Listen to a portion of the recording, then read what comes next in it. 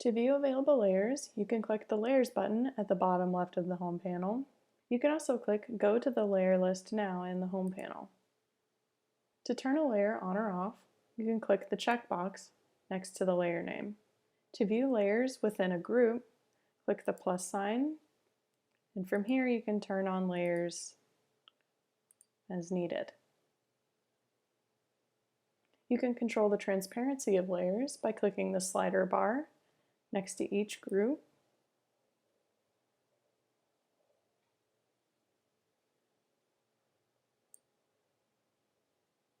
And if you'd like to view aerial imagery a little clearer, you can change the transparency of the cities layer.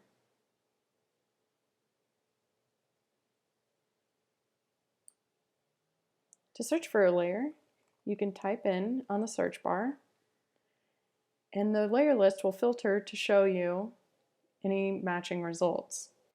You may notice that some layers are grayed out. To activate those layers, just zoom in closer to the map.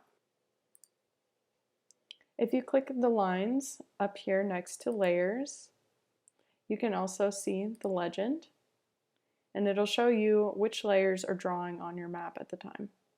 You can click this X to get back to the layers list.